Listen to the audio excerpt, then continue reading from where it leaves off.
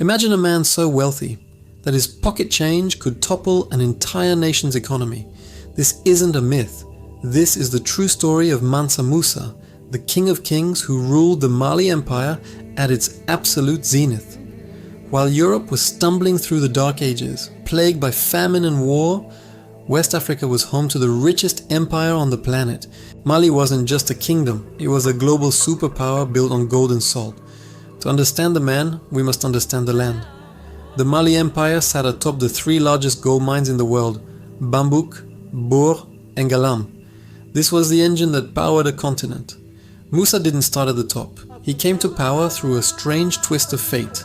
His predecessor, Abu Bakr II, became obsessed with the Atlantic Ocean and decided to sail across it with a fleet of 2,000 ships. Abu Bakr II never returned, leaving Musa as the deputy to take the throne. In 1312, Mansa Musa was crowned, inheriting a realm that stretched over 2,000 miles from the Atlantic coast to the Niger River.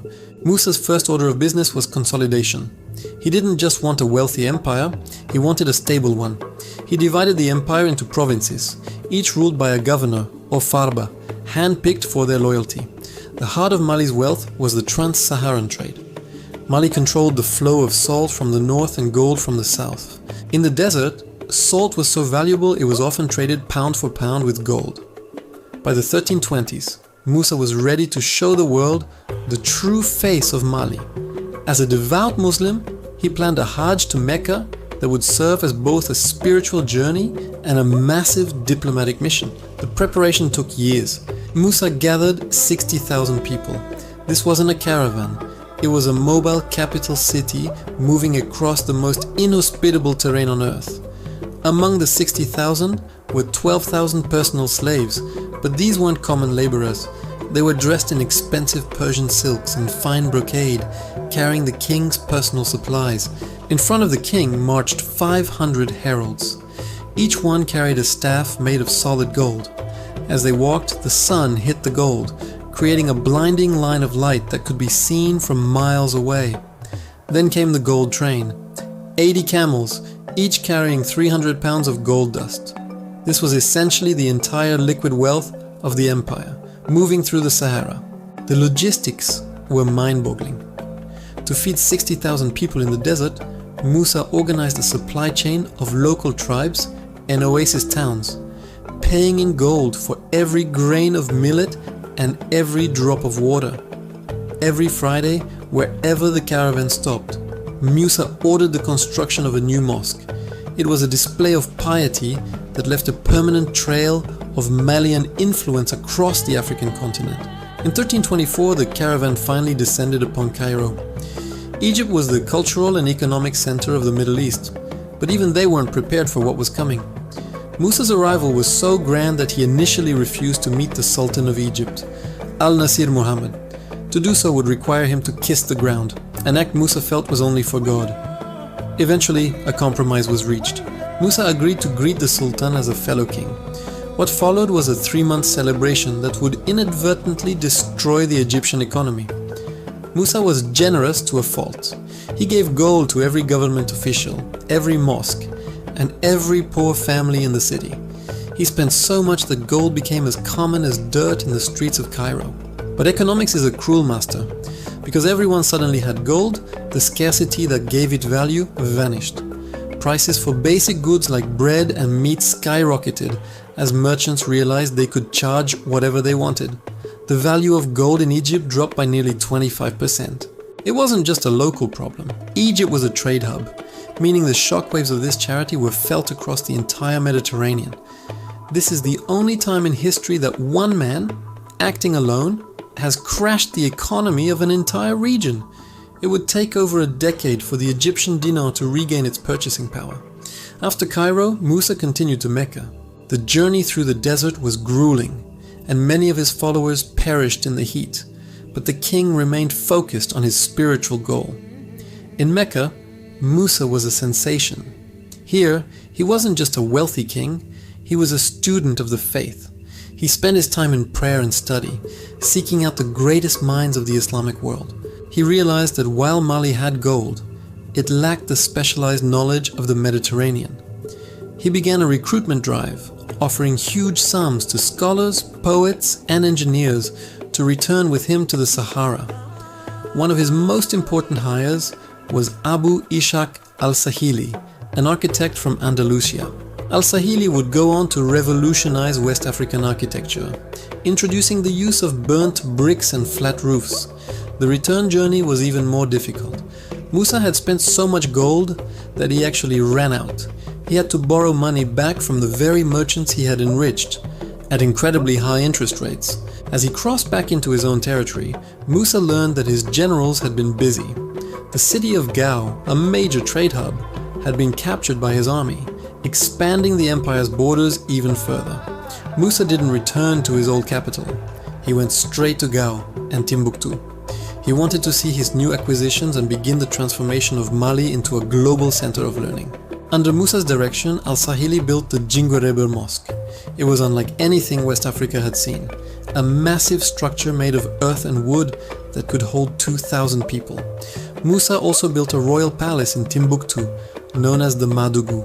It featured a dome and intricate decorations, signaling that Mali was no longer just a hinterland, but a sophisticated civilization. But the greatest achievement was the University of Sankore. Musa turned Timbuktu into a magnet for the world's scholars. At its height, the city had more books than the City of London. The university taught everything: astronomy, mathematics, law, and medicine. Timbuktu wasn't just a place to trade gold. It was a place to trade ideas. Musa's empire was also incredibly safe. The famous traveler Ibn Battuta later wrote that there was complete and general safety in the land. A traveler could carry a fortune and sleep soundly. To maintain this peace, Musa had a standing army of 100,000 men, including 10,000 cavalry. They were the police force of the Sahara, keeping the trade routes open and the bandits at bay. Musa also revolutionized the justice system. He appointed Qadis, or judges, who were independent of the governors. This meant that even a commoner could sue a powerful official and win. As word of Mali's stability and wealth spread, European and Middle Eastern cartographers began to take notice. Before Musa, Africa was often a blank space on their maps. In 1339, the Angelino Dulcet map appeared, the first to accurately place Mali. But the real breakthrough was the Catalan Atlas of 1375, commissioned by the King of France. In the center of the map sat Mansa Musa himself. He is depicted sitting on a throne, wearing a crown, and holding a massive golden orb. For the people of Europe, this was the definition of absolute power. This image sparked a gold fever in Europe. Explorers and kings became obsessed with finding the source of Musa's wealth, a search that would eventually lead to the age of discovery and exploitation. Musa's reign lasted roughly 25 years. During that time, he didn't just spend gold, he spent it to build a lasting legacy of faith and education that outlived the empire itself. His death in 1337 marked the beginning of a slow decline, but the golden age he created didn't vanish overnight. His sons and successors tried to maintain the standard he had set. The Mali Empire eventually fell to internal power struggles and the rise of the Songhai Empire, but the city of Timbuktu remained a sanctuary for scholars for centuries to come. But how rich was he really? Modern economists have tried to calculate his net worth. When you adjust for inflation and the sheer percentage of the world's gold he controlled, the numbers are astronomical. Estimates suggest his wealth would be equivalent to over $400 billion today, and that makes him richer than any person currently alive. He wasn't just wealthy, he was world-breaking wealthy. But Musa's true genius wasn't in the amount of gold he had, but in how he used it as a tool for soft power. He understood that a king is remembered not by what he keeps, but by what he gives. His pilgrimage remains the most famous journey in African history. It was a bridge between two worlds, the hidden riches of West Africa and the established powers of the Mediterranean and Middle East. He also showed that West Africa was a land of deep intellect. The manuscripts of Timbuktu prove that during Europe's darkest years, African scholars were debating the stars and the nature of the soul. The architecture he commissioned, the Sudano-Sahelian style, is unique in the world. Using only local materials like mud and timber, his architects created structures that are both organic and majestic. Musa also fostered a culture of music and oral history. The griots, the traditional storytellers of West Africa, still sing songs today about the king who walked to the sun. His influence even reached the Americas. Some historians speculate that Malian explorers might have reached the New World before Columbus, following the path Abu Bakr II set out on. Whether or not they arrived, the intent was there. Mali was an empire that looked outward, reaching for the horizon while its feet were planted in the golden sands of the Sahara. Mansa Musa's story is a corrective to the way we often view the past. It tells us that power and wealth aren't restricted to any one corner of the globe. He wasn't just the gold king. He was a diplomat, a scholar, and a man who understood that true power comes from being recognized as an equal by the rest of the world. Today, Timbuktu is a UNESCO World Heritage Site, a place where the ghosts of Musa's dream still reside in the libraries and the ancient mud walls. The story of the man who crashed Egypt's economy is a legend that serves a higher purpose.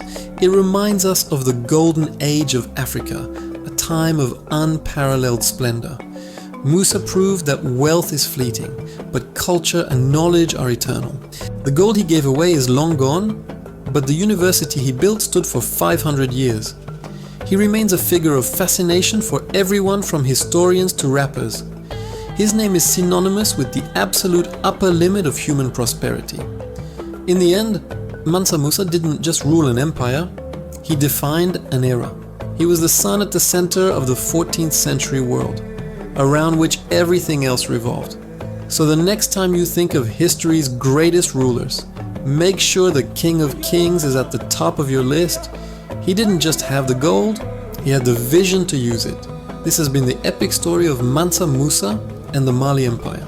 If you enjoyed this journey into the Golden Age, subscribe for more deep dives into the legends of history. See you in the next one.